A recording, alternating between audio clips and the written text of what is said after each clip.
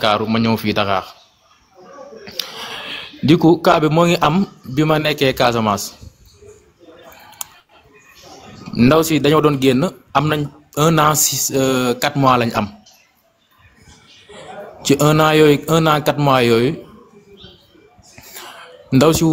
ñëw sama kër fajar la ñëw sama kër bi mu ñëwee fajar sama biir kër soi-disant que dafa ëmb te doom ji man maay baayam bi ma waxee loolu ma ne ko en bon mu ne waaw ma ne ko yoo ko xamee mu ne ma dama am retard 6 jours te ni ma amee retard 6 jours dama waxtaan ak sama benn copine ma wax ko expliquer ko mu ne ma lii de signe de grossesse la ma ne ko yow defoo test bi defoo ko ba pare nga naan ma lii signe de grossesse la ma ne ko est-ce que doo dem def test bi ñu jàppante foofu bi ñu jàppante foofu ci suba soos noonu ma ne ko léegi am benn problème dinaa la jox xaalis nga dem defi test parce que yow ndaw si lu mu wax kooku du sage-femme du docteur du dara sa simple copine nga expliqué ko sa cas mu ne la yow lii grossesse la ma ne ko non man loolu mun ma koo gëm il va falloir nga def test ndaw si deful test ba après ma jox ko xaalis pour mu dem defi test mu yënda ma test bi effectivement dafa ëmb ma ne ko ok am benn problème sagam léegi ëmb nga man du ma daw samay responsabilité dinaa jël samay responsabilité mais ma ne ko est-ce que wax nga ko say parents na ma non mun ma ko wax samay parents sama yaay parce que sama yaay dafa tàng parce que moom papam dafa génn àdduna yaayam rek la dëkkal ak magam ma ne ko mais faa nga wax ko sa yaay mun na ma non mun ma ko wax sama yaay man léegi man bëgg naa jël samay responsabilité man mënu ma jël samay responsabilité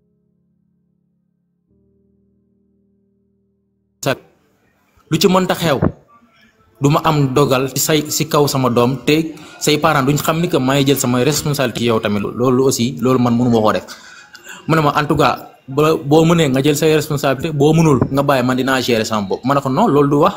ma ne ko am benn problème jour boobu laa ko yóndee xaalis ba mu dem def visite ñu toog 2 jours 3 jours 4 jours contacté samay parents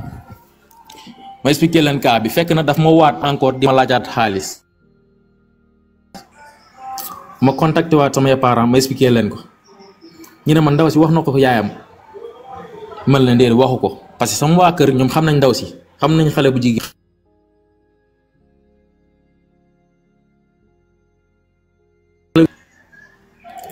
ba xamante nag sama tante man leen non waxu ko nang ko parce que nee na yaay ji dafa tàng te nee na man nee naa ko dinaa jël samay responsabilité loolu bañ ma ko mun na ma yow nak nga mën a samay parents ñi ne ma yow nak nga mën a jëlee say responsabilité ci koo xam ne parents yi xamuñu ne que yow yaa ko ëmbal ba pare yow nga bëgg koo yónnee xaalis mu dem defi visite am ñu ne ma loolu mënta ne ñu ne ma waxal ndaw si léegi bu nanguwoo ñun ñu dem ci kër parents am ñu waxtaan ak parents yi moo ko ndaw si na ma moo bañ mu ne ma loolu mënta ne actuellement nii mun koo wax yaay ji ma expliqué ko samay parents ñu ne ma comme noonu la kon bokk yow it aussi téel sa xaalis jaru nga siy def dara parce que koo xam ne nangul parents yëg ko ni que yow yaa ngi koy yónnee xaalis loolu mënta ne par la suite yàlla dogal ma ñëw Dakar fii di liggéey un bon jour ndaw si muy ne ma vocal mu ne ma ëmb bi yàqu na ma ne ko ëmb bi yàqu na mu ne ma waaw ma ne ko am benn problème kon bu boobaa kiitoo nañ ma toogaat un bon jour 1 mois laa ci teg copine am woo ma copine ndaw si de mu woo ma te copine am bi xaw ma ko de musuma koo xam musuma koo gis copine bi woo ma mu ne ma yow la diw ma ne ko waaw mu ne ma mais yow ndaw si mois bii ba léegi demul def visite médicale ma ne ko mais déedéet ma ne ko ndaw si man yónnee na ma vocal baa ngi nii yónnee na ma ne ma ëmb bi yàqu na mu ne kii de ëmb bi yàqul te temps yëpp moo ngi souffrir trop ma ne ko am bon mu ne waaw ma ne am benn problème pour que ma am preuve copine bi laa transféré xaalis bi ma ne ko am jox ko pour mu dem def visite ma woo ndaw si ma ne ko mais yow ñi ne ma ëmb bi yàqul bëgguma la ko wax ni que ëmb bi moo ngi foofu ba léegi parce que yow da nga jékki-jékki nga dem Dakar waxoo ma dara ma ne ko déedéet ma ne ko yow yaa ma ne ëmb bi yàqu na ëmb bi bu yàqoo kon maak yow amatuñu benn affinité parce que puisque ni maak yow suñu relation nee nga mu jeex ma ne ko amatuñu affinité ma ne ko yow boo ñaatee ba ëmb mi nekk foofu noonu te yow nga ne man maay bàyyi xale bi boobu ba léegi jusqu'à présent ci biir dëkk bi foofu yow yaa ngi naan man maay bàyyi xale bi te man foofu dañ ma xam ma ne ko yow loolu nu mu mën a nekke mu ne ma sama copine bi moo ma forcé rek mais sinon du ma ko doon jox sa numéro ma ne ko ok yónnee naa ko xaalis pour nga dem def visite copine bi woo ma mu ne ma yónnee naa ko xaalis bi jox naa ko xaalis bi man mii sama ko jox xaalis loxo ak loxo ma ne ko jox nga ko loxo mu ne ma waaw ma ne ko baax na am benn problème boo fekk na maa ngi Dakar fii de ñu toog noonu chaque fin du mois ma koy yónnee xaalis transaction yooyu yëpp maa ngi yor fii nii transaction yi chaque fin du mois ma yónnee xaalis ba xale bi jigéen ñi ndeke dem na ba wasin une semaine bi mu wasinee une semaine copine bi woo ma mu ne ma diw ma ne ko waaw mu ne ma mais yow sa ndaw si yaa ngi ko yónnee xaalis ba léegi ma ne ko maa ngi ko yónnee xaalis mu ne ma kooku de ndeke wasin na am na léegi une semaine ma ne ko wasin na mu ne ma waaw ma ne ko déedéet ma ne ko loolu mënta ne parce que koo xam ne ñoo ngi doon waxtaan pendant une heure de temps démb rek ci guddi ñoo ngi doon waxtaan pendant une heure de temps nga ne ma kooku wasin na ma ne ko loolu mënta ne mu ne ma ah en tout cas daal bu mu fexe ba mu xam ni que man maa la ko mu ne ma kooku de wasin na ba mu envoyé ma vidéo xale bi ma ne ko léegi envoyé ma sama vidéo doom mu ne ma si loolu mun ma la ko envoyé ma ne ko jàpp ci rek ma ne ko dama la ko ñaan envoyé ma vidéo xale bi copine bi envoyé ma vidéo xale bi mais bu ma doon envoyé vidéo xale bi vue unique la ko def yaa ngi comprendre Kaliphone vue unique la def vidéo bi ma ne ko mais yow sama vidéo doom kay nga envoyé ma ko vue unique loolu amul sens ma ne ko vidéo ma ko nga envoyé ma ko normal mu ne ma si problème laa ciy bañ ma ne ko ok man dinaa ko laaj ma coupé kooku ma woo ndaw si saa si ma ne ko mais yow da nga wasin mu ne ma ku la wax loolu ma ne ko déet dama lay laaj yow da nga wasin waaw wala déet mu ne ma ku la wax loolu ma ne ko carrément sa copine bi moo ma ko wax mu ne ma sax sama copine moo la ko wax ma ne ko waaw ma ne ko te yow copine bi munu fen parce que yow kooku moo tax man yow yaa tax ma xam ko parce que yaa ko jox sama numéro te kooku moo ma daan jox say nouvelles la plupart des fois yow ba ma waxee bañ a wax dara moom moo ma koy wax directement ma ne ko kooku moo ma ko wax mu ne ma ok mais ma tuuti naa la woo ma ne ko déedéet bul coupé wax ma yow ndax da nga wasin waaw wala déet mu ne ma tuuti naa la woo mu coupé ma bi ma coupé mu bloqué ma mu woon ndaw si mu vocal kooku mu bloqué kooku tamit su ma ko woowee du jàll su ma jëlee beneen numéro ma woo ko ci bu ma ko nee man la diw mu coupé ma mu bloqué numéro boobu aussi saa yi ma ko woowee beneen numéro mu bloqué numéro bi ma ne ok comme noonu la fa demee war naa dem Korité Casamance ma ne xaaral ma ñëw dem ba ma bàyyi ko ba kaa bu ma yegg Casamance yàlla dogar ba koor gi jeex bi jeexee fekk na moom wasin bi léegi mënoon bi koor gi di jeex wasin bi léegi war na mën a doon ay 1 mois 2 semaines ma dem foofu bi ma yeggee maa ngi jóge Dakar maa ngi yegg Casamance ay 16 heures laa fa yegg jakartamaan bi ma yeb ci kaw ci biir kii bi garage bi kooku xam na ma mag ndaw si parce que xam na ni mag ndaw si ñooy nekk xam na ni ko xale bi ndaw si nee na man maay bàyyi xale bi mu ne mais yow yëg nga ni sa ndaw si dafa sànni doomam ëmb na ba wasin na ba sànni doomam ma ne ko déedéet ma ne ko man wasin xam naa ni wasin na mais sànni doom loolu man yëguma ko ma ne ko fan la sànni xale bi pour ma mën a xam xale bi fu mu nekk exactement ma ne ko fan la sànni xale bi ban kër la sànni xale bi ma ànd ak kooku mu dem yóbbu ma ba ci kër gi kër bu mu sànni xale bi ma yeggee ci kër gi waa kër gi ma expliqué leen man bi ma yeggee si kër gi sax ak jooy laa yeggee sax si biir kër gi parce que fi ma gis kër gi état bu ma ko fekk ak parce que waa kër gi dégguñu wolof non seulement dégguñu wolof pël lañ dégg te seen wolof bi dafa xaw a des quoi léegi néeg bu mu bàyyoon xale bi femme boobu noonu dafa xaw a wéradi nga baal ma dafa xaw a manqué bi ma yeggee ma fekk benn mère ma ne ko salaamaaleykum saafante ak moom ma ne ko man la doomu diw bi ñu fi bàyyoon mu ne ma yow la ma ne ko waaw ñu expliqué ma ñu ne ma ah kii de ñëw na fi dafa soloon tenue école la soloon mu dugg fii ci biir néeg bi fekku fi kenn mu dugg ci biir kër gi parce que foofu noonu dafa kii quoi dafa xaw a isolé parce que waxtu bu mu ñëwoon ay 15 heures la mu ne ma kii de dafa ñëw fii dugg ci biir néeg bi gisul kenn mu dugg bàyyi foofu xale bi daw dem xale bi nag ñun bu mu ko bàyyee foofu fekk na man mère bi dama demoon rooti ma ñëw ma fekk xale bi ci biir néeg bi te sama doom sax moo ma newoon am na benn mu ne ma yaay am na benn xale bu nekk ci biir néeg bi mu ne ma ci laa daw si noonu ma fekk liir bi tooy xepp nekk ci biir néeg bi ci la woo waa dëkkandóoram yi ñi génn si après ci lañ woo waa gendarmerie woo waa sapeur bi ñu wooy waa sapeur xale bi ci la waa gendarmerie ñëw jël xale bi yóbbu ko hôpital. bi ñu jëlee xale bi yóbbu ko hôpital ñu ne ma si lañ jël xale bi waa gendarmerie si lañ jël xale bi yóbbu ko hôpital bi ñu jëlee xale bi yóbbu ko hôpital ñu dem wax nouvelle bi à la rajo léegi comme nouvelle baa ngi circulé à la rajo ci dëkk bi ndaw si xale bu jigéen bi bàyyi 2 jours 3 jours mu xaw a tiit mu delluwaat ci biir kër gi bi mu delluwaatee ci biir kër gi mu ne la ana am na xale bu ma fi bàyyoon moom laa ñëw récupérer ñooñu ne ko ah bon kon yow yaa fi bàyyi xale bi mu ne waaw mu yaakaar ne ñooñu dañ koy bàyyi pour mu ñibbiwaat ñooñu ne ko ah ñun de xale bi de gendarmerie lañ mujjee woo moo mujjee jël si xale bi mu bëgg a dem waa kër gi téye ko ñu ne ko déet doo dem parce que yow da nga def délit da nga bàyyi fii xale bi nga daw dem ñooñu ne ko est-ce que ñun ak yow dañoo bokk mu ne leen déedéet est-ce que xale bi papay xale bi fii la dëkk mu ne déedéet ñu ne ko léegi yow lu tax nga jógee si beneen quartier nga ñëw si quartier bi nga sandi xale bi fii nii te yow ñun xamuñu la xamaañu la nga daw dem ñooñu ne ko attends yow doo dem dañuy woo waa gendarmerie mu bëgg a daw dem ñooñu téye ko foofu ba waa gendarmerie ñëw bi waa gendarmerie ñëwee ñooñu enquête ko mu ne yaayam moo ko ne pour mu ñëw bàyyi fii xale bi parce que yaayam dafa war a dem xew te moom dafa am devoir ñooñu ne ko yow waa kër gi xamoo waa kër gi yow nga jékki-jékki bàyyi fi xale bi nga daw nga dem sa yoon ñooñu ne ko yow da nga daw mu ne déedéet daw ma ñooñu ne ko ana sa yaay mu ne la sama yaay mooy kër ga ñooñu ne ko wool sa yaay mu ñëw ci saa si mu woo yaayam mu ñëw gars yi jàpp ko moom ak yaayam ñu yóbbu leen à la gendarmerie. bi ñu ma expliqué loolu man leen ok fekk na man fi ma am nekk dem suñu kër kooku ci kaw la logé ma wax ko mu ne ma yow kaa boobu noonu man maa dem jàpp xale bu jigéen bi ak yaayam mu ne ma kooku sa doom la ma ne ko effectivement mu ne ma déedéet mu ne ma man xale boobu man maa ko jàpp nii man maa jàpp liir bi nii ba yóbbu ko hôpital mu ne ma ok comme sa doom la am benn problème léegi baa mu wool la commandant bi nga dem foofu nga expliqué ko parce que man kaa bi man dama jékki-jékki ñëw la lendemain ñi ne ma xale bu jigéen bi bàyyi nañ ko ak yaayam mu ñibbi mu ne ma xaar ma wool la commandant bi nga dem foofu nga expliqué ko ci la ma wool commandant bi ma dem foofu bi ma demee foofu maa ngi yegg midi laa fa dem commandant bi adjoint commandant mu ne ma demal ba 16h nga ñëw ma delluwaat ñëw 16h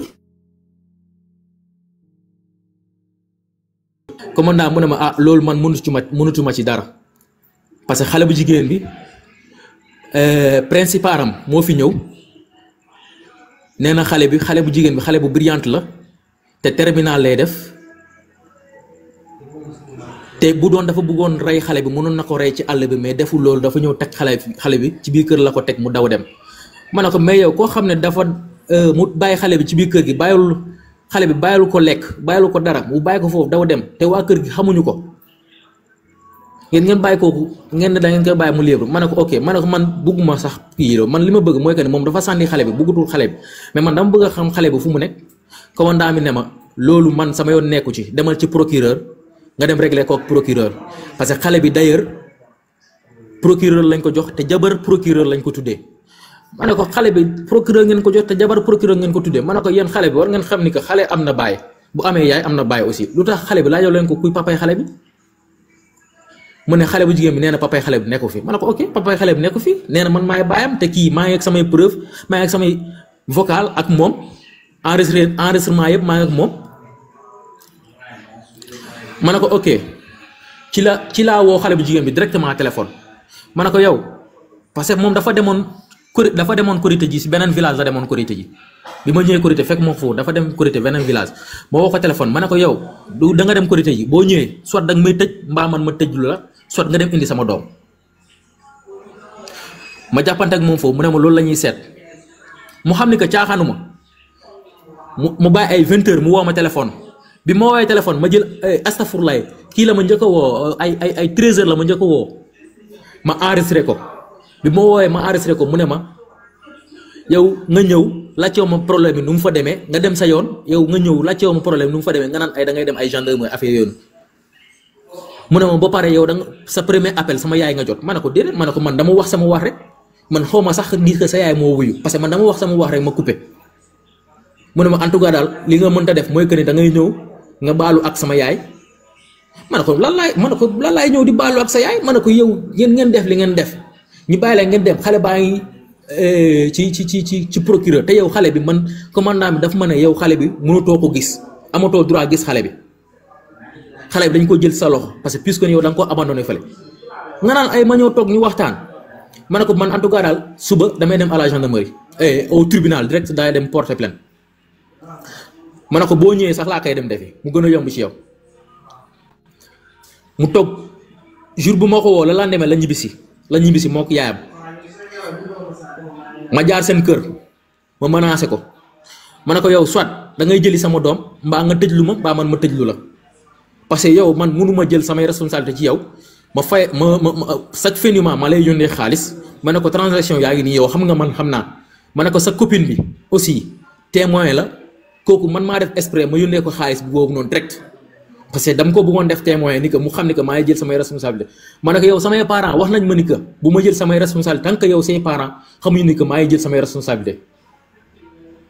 ma ne ko mais sama copain moo ma ne sagam maak yow li ñu sekk nañ ko ba pare il va falloir que ma jël samay responsabilité mais au fur et à mesure problème lu muy kii mën nañ ko régler ci kaw ma ne ko ma accepté loolu lépp ñi ñëw ba fii yow xale bi ma ne ko man xale bi yow suur nga ko man bëgg naa sama doom gis ko mu ne ma loolu la ñuy seet boo fekk na seen kër laa remoon na ma menacé ko foofu magam bu góor génnee ma paaka ma génn noonu ma ñibbi la lendemain fajar ma doon dem tribunal ma yegg tribunal parce que AMO biir tribunal lañ amee seen bureau fajar boobu noonu ma yegg tase ak ñoom tribunal bi ma tase ak ñoom tribunal ñoom ndeke si waa AMO lañ demoon biñ demee ñu dugg ci bureau AMO biñ duggee ci bureau AMO man ma gis ni que bureau AMO lañ dugg ma toog ma patienté parce que comme AMO je sais que ni AMO mbirum xale la ñuy kii la ñuy dox ma toog xaar leen ba ñu génn bi ñu génnee fekk na maa yoroon sama plainte ci loxo bi ñoom xam nañ ni que plainte laa ñëw déposé tribunal ñoom bu ñu duggee ñu génn bi ñu génnee ma dugg ma gisante ak directeur AMO bi ma gisante ak directeur AMO bi ma expliqué ko ma ne ko am na ñaari ndaw si ñëwoon fii papa la yaay la ak doom ma expliqué ko mu ne ma effectivement ñëw nañ fi nee nañ ma yow dem nga seen kër nee nañ ma papay xale bi ñëw na tey ñëw nga seen kër nga menacé leen te papay xale bi moo ngi fii ci biir tribunal bi da nga ñëw pour porter leen plainte ma ne ko kon ñoom wax nañ la ni que papay xale bi ñëw na te dafa ñëw pour porter plainte kon ce qui veut dire que ñoom la fille elle a confirmé ni que man maay doom ji baay ji mu ne ma ah loolu la fi wax mu ne ma léegi man li ma lay ñaan mooy que ni xale bi mënoo koo jot actuellement parce que xale bi ci loxoy procureur la nekk mënoo koo jot mu ne ma xale bu jigéen bi sax ndaw si sax mënul jël xale bi loolu c'est impossible mu ne ma li nga mën a def mooy que ni da ngay dem nga gisante ak seen waa chef de quartier ak seen bàjjan gox ngeen dem ci këru ndaw si ngeen waxtaan ak xale bu jigéen bi boo leen waxtaanee ba pare boo leen ñëwee mën ngeen ànd ngeen dem ci procureur nga récupérer sa doom bi ma waxee loolu man ne ok comme c'est raisonnable mu ne ma plainte bi jarul nga koy dugal mu ne ma comme c'est raisonnable ma ne ko ma ne sama xel comme c'est raisonnable man am problème ma dem gis suñu bàjjan gox ak chef de quartier bu koñ boobu noonu suñu koñ bi parce que këram ak sama kër sorante wuñ ma dem gis ñoom tamit seen waa chef de quartier bi ñu ànd dem foofu dem guddi bi ñu yeggee yaayu xale bu jigéen bi nee na xale bu jigéen bi wasinul doom ëmbul doom ñoo ngi ne ma yow loolu lu mu mënee nekk kii nee na yaa doomam ëmbul doom wasinul doom man leen man leen na xale bu jigéen bi génn mu wax ndax moom ëmb na wala ëmbul wala wasin na wala wasinu le lendemain ma dem ci AMO maag chef de quartier bi borom directeur AMO bi confirmé ni que xale bi effectivement ëmb na ba wasin xale bi mooy ci loxoy procureur chef de quartier bi ne ko pourtant ñun dem nañ foofu nee na doomam bi ëmbul te wasinul kooku ne xëy na da ko doon jéem a suturaal ci biir koñ bi foofu noonu ma ne ko effectivement da ko doon suturaal ci biir koñ bi parce que waa koñ bi sax xamuñu ni que ndaw si ëmb na te xale bu jigéen bi loo ci xamul yaay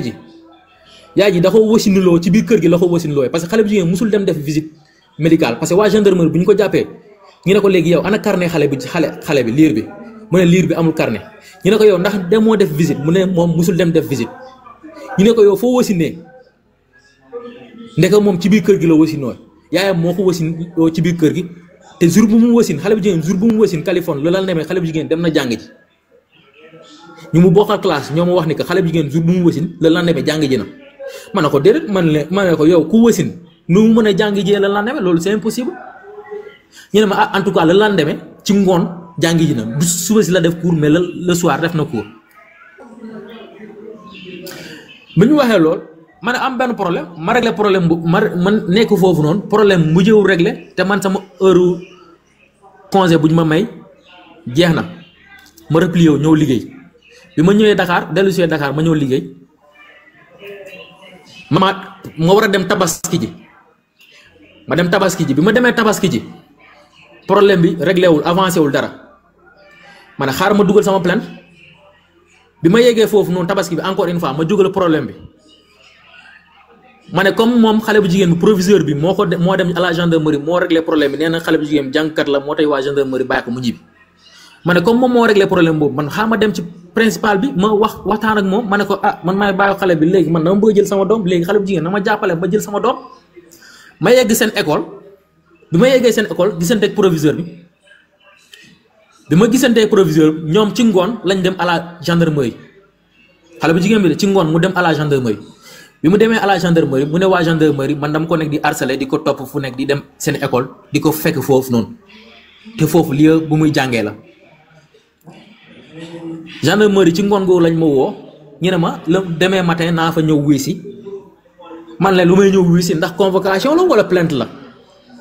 ñu ne ma noo kaay wuy si ñu ne ma n'est-ce pas yaa am problème diw ak diw ma ne ko waaw effectivement ñu ne ma n'est-ce pas yow yaa bëgg a récupérer sa doom man leen waaw ñu ne ma kon demain matin ñëwul wuy si à la gendarmerie ma yeewu ma dem wuy à la gendarmerie bi ma yeggee foofu adjoint commandant moo ñu recevoir xale bu jigéen baa ngi toog ki nekkoon directeur AEMO moo ngi toog yaayu xale bu jigéen moo ngi toog man maa ngi toog adjoint commandant bi laaj ma expliqué la ko cas bi moo ko nii lii la fa dem xale bu jigéen bi lu mu tontu mu ne man musuma nangu jël samay responsabilité man maa jug jékki-jékki dem sama yoon ma ne adjoint commandant bi kon effectivement kon wax na ni que man musuma jël samay responsabilité maa jug dem sama yoon ma ne ko sama preuve yaa ngi nii sama transaction yaa ngi nii vocal am yaa ngi nii message am yaa ngi nii moom confirmé na ni que maa ngi ko doon yónnee xaalis confirmé na ni que sama dernière transaction bi confirmé na ni que xaalis boobu ndax koo jël mu voyagé ak moom ma ne ko moo ngi nii mu ne ma xale bu jigéen mu ne ma yow àdduna du mës a neex ba nga doon sama ba nga gis xale bii nii liir bii nii mu ne ma xale bii nii àdduna du mës a neex nga gis xale bi ma ne ku nekk ay moom ma ne ko yow kii bu mu duggee ci biir bureau bi moo ko yaayam luñ la wax ma ne ko n'est-ce pas yaa ma ne kii nee na papay xale bi ñëw na tey d'ailleurs da nga ñëw pour déposer sa plainte ma ne ko loolu yaa ko wax wala waxoo ko directeur ay moo bi de ne mu ne pat nangul wax foofu ma ne ko jàppale ma ne ko loolu yaa ko wax wala waxoo ko mu ne pat noppi ma ne ko mais grand yow ma ne ko yow li nga def noo ko mu ne ma ne ko yow yaa ma wax ni que kii ñëw na fi wax léeg-léeg lii yow nga nekk di leen défendre à côté nangoo wax fii nii ci adjoint kii commandant bi yàggul commandant mi ñëw mu fekk ma foofu ma toog mu ne ma boo yow wax naa la ni que nga bàyyi ndaw si ngay dem ba di fekk ndaw si biir seen école ma ne ko man fekk ma ndaw si biir ma ne ko école bi ma fay dem yoon bu ma neexee ma dem foofu noonu lieu public la ma ne ko te bu may dem du ci ndaw si laa dem man ci principal bi laa dem ma expliqué ko comme ça moom moo ñëwoon def dox tànk jàmm fii nii à la gendarmerie ma dem expliqué ko ne ko man damay déposer plainte direct au niveau tribunal régional direct du ma ko def ci département bi ma ne ko moo taxit ma ñëw wax ak moom pour que problème buy jug rek mu xam ne que jugal naa ko benn yoon commandant mu ne ma en tout cas man sama yoon nekk ci en tout cas daal yow boo moytuwul man dama lay tëj ma ne ko danga may tëj mu ne waaw ma ne ko vas-y ma ne ko man ragal moo lool ma ne ko kii moo ngi nii toog ñoom mii sandi ma ne ko kii yaayam moo ngi nii toog yaay ji wasin loolu na ko ci biir kër gi ba xale bi jël xale bi doomam bi jël xale bi sandi ko xale boo xam ne 5 jours la ko wasin mu jël xale bi sandi ko yow tëjoo ñooñu yow man mii ñëw réclamer liir boo xam ne xamul papa xamul yaay defaanul ma ñëw pour réclamer ko récupérer sama doom comme moom bëgg ko te moom waa ay moo ñu ne mënutul jël xale bi man ma ñëw récupérer xale bi yow nga ne danga may tëj ma ne ko man naa bi tëj ma amul benn problème ma ne ko ragal moo loolu mu ne loolu ngay wax ma ne ko effectivement ma ne ko loolu laay wax ma ne ko boo ko defee xamal ni que yow nekkoo ci yoon mu ne ok gars yi nañ ma monote gars yi ci lañ ma monote foofu ñu monote ma dugal ma ci biir gré bi buñ ma dugalee ci biir gré bi téléphone 5 jours laa fa tëdd 5 jours yoo xam ne lekkuma naanuma billaay wallaay wa tallaay 5 jours yoo xam ne lekkuma naanuma samay waay kër buñ duggee ci biir gendarmerie bi ay jooy damay jooy dañ ma sumbi ma desee caleçon nen yooyu di ma dóor foofu comme pas possible pendant 5 jours commandant bi ne ma daf may tëj nii rek et pourtant man porté wuñ ma woon plainte adjoint commandant mu ne ma yow pourtant porté wuñu la plainte la ñëw pour juste entendre la nga mën a bàyyi xale bi nga dem ci procureur nga récupérer sa doom. ma ne ko mais man commandant bi lu muy wax man ma ne ko man samay preuve laa yor samay preuve ngi nii ma ne ko pour ma gis procureur moom moo ma ci mën a jàppale parce que cas bi ci loxoom la jaar moom man naka laay mën a jotee procureur de Ziguinchor la laay def ñu tëj ma pendant 5 jours ñu tëj procès yóbbu ma au niveau tribunal ma toog foofu 5 jours ñu yóbbu ma au niveau tribunal bi ma yeggee tribunal ñu nar ma jugé xale bu jigéen ñëwul yaayam ñëwul ñu jugé ma ñu ne ma man maa topp xale bu jigéen harcèlement bi président tribunal wax ma loolu ma ne ko man xale bu jigéen topp ma ko harcèlement ma ne ko dama ko dem déclarer ni que xale bi soit bu ko génnewul dama koy tëj mbaa ma tëj lu ko ma nar a teg samay preuve président tribunal mu ne ma loolu ñun suñu yoon nekku si mu ne ma xale bu jigéen da nga koy bàyyi tout tranquille actuellement dañ lay teg sursis lañ lay teg pour 1 mois xale bu jigéen bi doo ko jege doo ko laal te doo wax si problème bi man la boobu ñu ne waaw te boobu dañoo doon profité pour ma bàyyi xale bu jigéen mu mën a def examen am puisque ni terminal la doon def ndeke xale bu jigéen da leen ne moom bac mention bi la bëgg a dagg te bu daggee mention bi incha allah dafa bëgg a am possibilité mu mën a voyager jàppale yaayam loolu la leen dig yàlla dogal jaama pexeem yàlla ak doole xale bu jigéen deuxième tour la am def la am bac bi ñu jugé moo foofu bi ñu ma jugé foofu ñu teg ma sursis pour 1 mois xale bu jigéen du ma ko jege du ma ko kii noonu laa ñibbisee ñëw toog Dakar ba tey jii nii ba jusqu'à présent aw ma sañ-sañ wax ci problème boobu noonu lu tax ma contacter la yow pour wax ci problème bi c'est parce que daa am benn cas bu ma gisoon ci TikTok bi ak My Bestie xale femme bi dafa doon expliquer mu ne bi mu demee bitim réew la sëy ak koo xam ne ndeke moom mooy papam ma ne attends man ndaw laa te sama doom judd na